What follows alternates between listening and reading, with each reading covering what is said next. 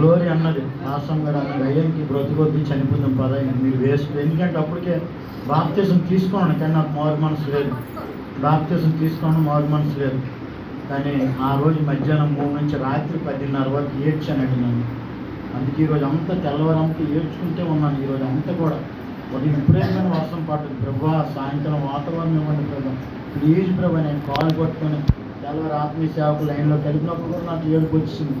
ఆ తర్వాత 10 నుంచి 1 గంట వరకు మన ప్రేయర్ కూడా అయింది. శుక్రవారం ఉదయకాల స్వామి ప్రేయర్.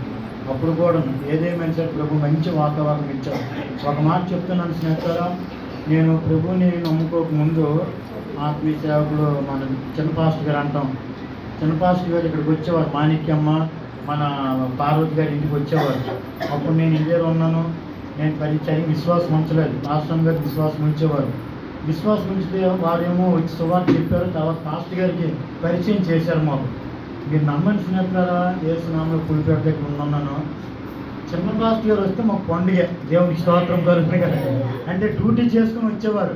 చిన్న పాస్టర్ గారు వచ్చారు, చిన్న పాస్టర్ గారు అందరం కూడా వెళ్ళేవారు. ఎంత ప్రేమతో చూశారంటే మీరు నమ్మండి. ఆయన కడుపులు పుట్టిన పిల్లలు 3 పిల్లలు, వారినే ఎలా చూశారో నాకు తెలియదు. కానీ ఈ రవీంద్ర నగర్ శాటిలైట్ అంటే రవీంద్ర నగర్ సంఘబిడ్డలు అంటే ఎంత ప్రేమనండి. నిజం చెప్తాను. డైరెక్ట్ డ్యూటీ నుండి వచ్చేవారు. వచ్చేసా మాణిక్యం నేను దగ్గరికి వచ్చి ఉండేవారు.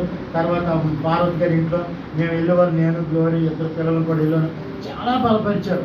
బలపరిచిన తర్వాత పెద్ద పాస్టర్ గారు ఎవరో మాకు తెలియదు. అప్పటికి పెద్ద పాస్టర్ గారి దగ్గరికి చిన్న పాస్టర్ గారు తీసుకెళ్ళారు. దేవునికి స్తోత్రం కలుగుతుంది.